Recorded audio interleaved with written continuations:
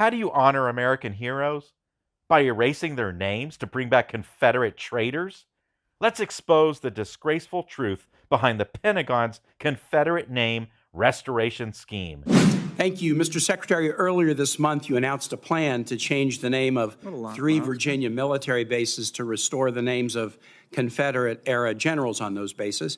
You researched to find brave American soldiers with the same last names, Lee, Hill, and Pickett, who had not fought for the Confederacy and declared that those Confederate adjacent names would be restored.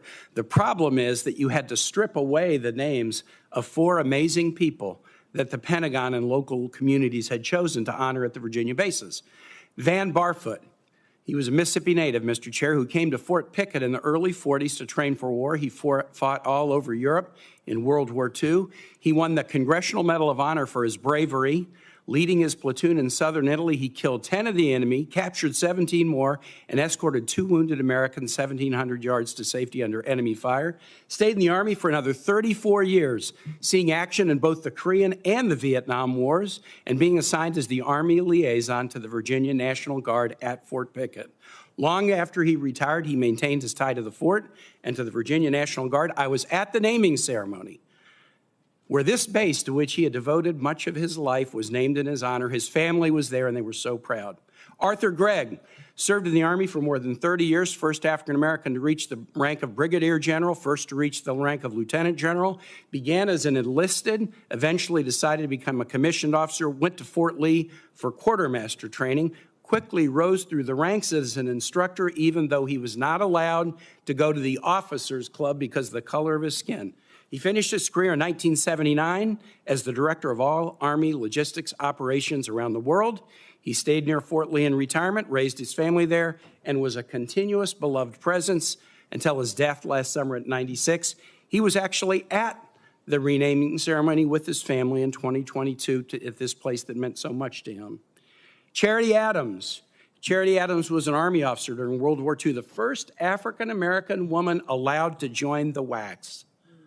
She was the commanding officer of the 6888th Central Postal Directory Battalion, a unique battalion composed primarily of African-American women making sure that American GIs in Europe got their mail during World War II.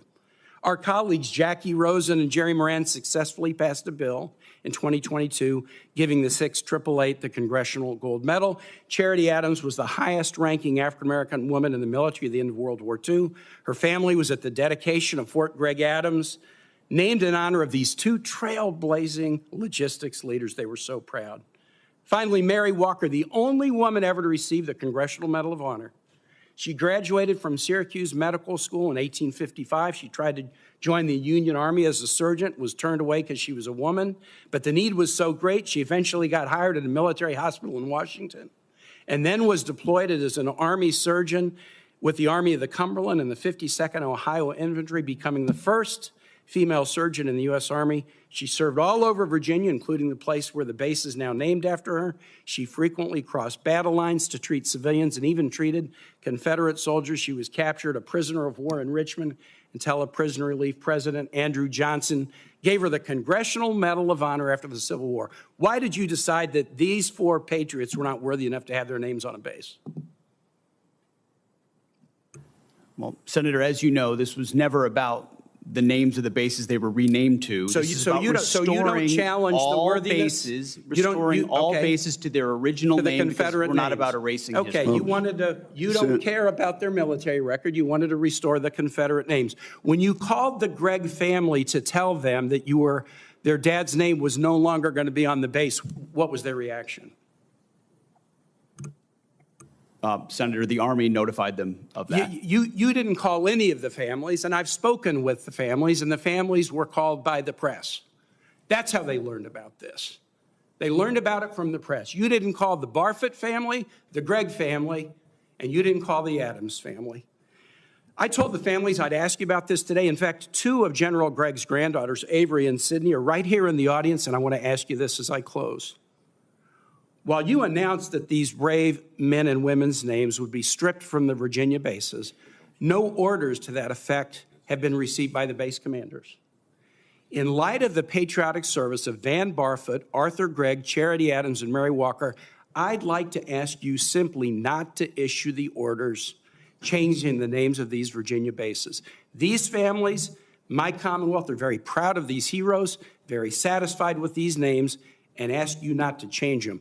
Will you honor these exemplary patriots and keep their worthy names in places on the bases they loved and where they served? Well, Senator, we very much thank and appreciate them for their service, and we'll find ways to recognize them, but the orders will soon be going to those bases to change the names back to the original name that never should have been changed. But you have the power to not send those orders. They haven't gone out yet, correct? Thank you. Senator, your time has expired. This is where hypocrisy bleeds into betrayal. Senator Kaine just handed us the receipts. 4 American legends: Van Barfoot, Arthur Gregg, Charity Adams, and Mary Walker, whose lives embodied service, sacrifice, and the true meaning of patriotism, are being erased to make way for Confederate ghosts. And why? So the Pentagon can play historical cosplay with names like Lee and Pickett. The Secretary's robotic response?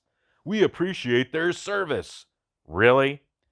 Then why weren't the families even given the dignity of a phone call? They found out through the press. This isn't about tradition. It's about cowardice dressed in bureaucracy. The Confederate generals broke their oath. These 4 heroes upheld it. If you're replacing Medal of Honor winners with Confederate sympathizers, you're not restoring history. You're weaponizing it. If you thought that was jaw-dropping, wait until you hear Senator King dismantle the myth of Confederate nostalgia and call out the Pentagon's budget smoke and mirrors. If you have a second. I guess that's it. I'm out of time. Thank you.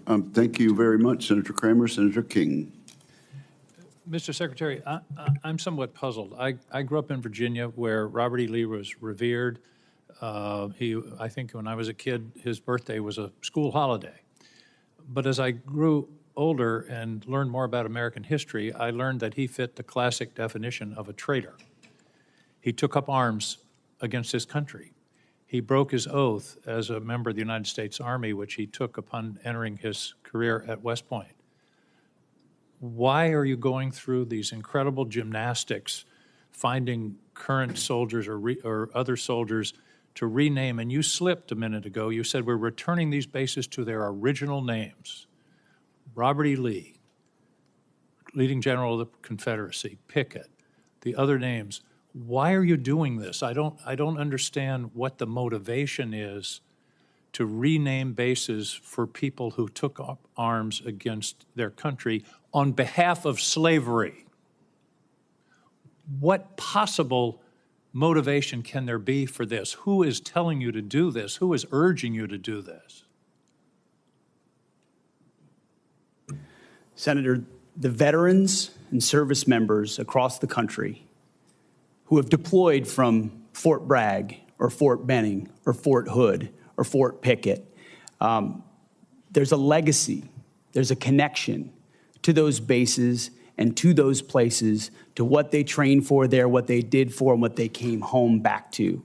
That matters to them. Ask enough of them, as I do, all the time, before and later. And we recognize the service of those who were put into the replacement. No one's disputing that. I would never dispute that.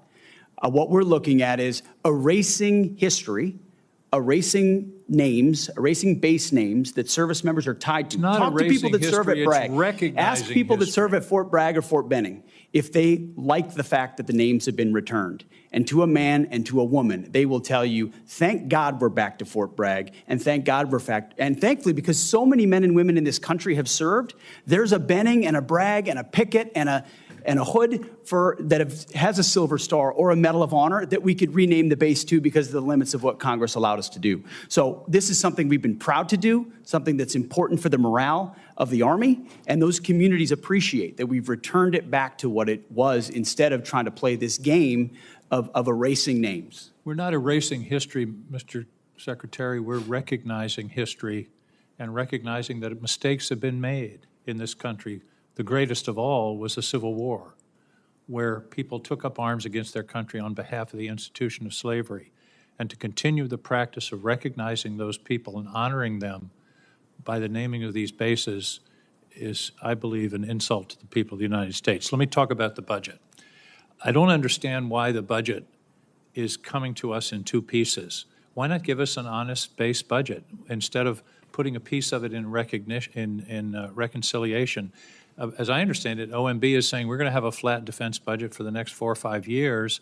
Are we planning reconciliation every year from now on? Why not give us an honest budget telling us what your priorities are, and then we can consider it. This committee always works in a bipartisan basis on a defense budget. We all want to see some increases in the defense budget, and yet you're giving us this this fake, here's a piece of the budget, here's another. You're cutting, in the base budget, you're cutting shipbuilding in half and saying, well, we're going to make it up in reconciliation. Are we going to have reconciliation every year, which basically, by the way, puts a significant part, 10 or 15% of the defense budget, in an wholly partisan decision-making process, whereas in the history of this committee, it's always been bipartisan.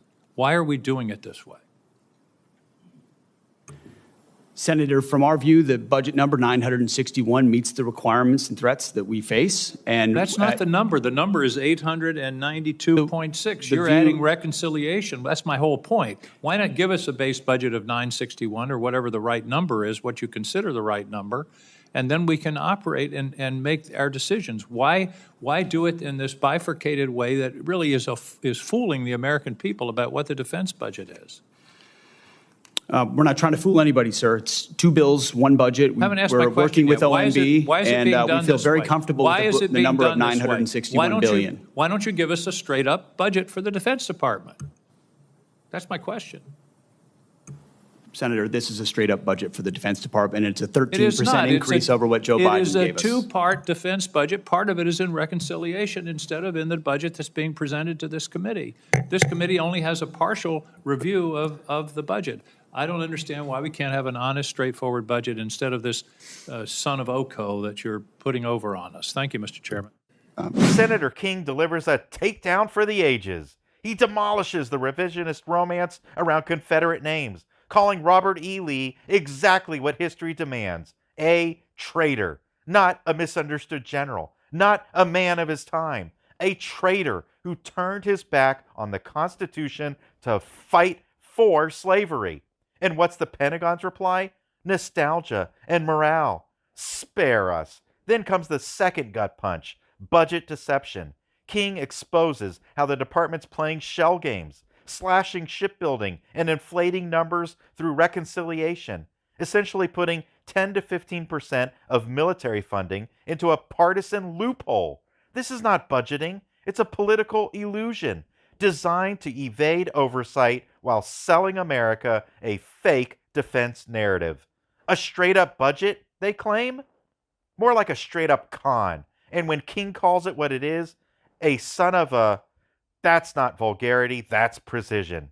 This budget isn't built to protect Americans. It's built to protect political cowards. Let's be clear, what we just witnessed isn't just a bureaucratic fumble. It's a full frontal assault on truth, legacy, and fiscal integrity. The Pentagon has the audacity to tear down the names of war heroes who bled and sacrificed for this nation, only to resurrect the legacies of men who fought to destroy it. Why? To appease a faction addicted to the myth of Confederate honor. And while they're doing this cultural backflip, they're simultaneously running a budget scam that slices up national defense and stuffs it into a partisan closet called reconciliation. This isn't leadership. It's cowardice cloaked in tradition and manipulation, dressed as patriotism. And if you think this is just about a few names on a sign or a line on a spreadsheet, you're not paying attention. This is about narrative control, historical gaslighting, and political opportunism. The enemy isn't at the gates. He's behind the podium. Stand up, speak out, and don't let them rewrite history on your dime. If you believe truth matters more than Confederate cosplay, like and subscribe to Malcolm Varon Hearing, where we expose lies, defend heroes, and fight for America's soul.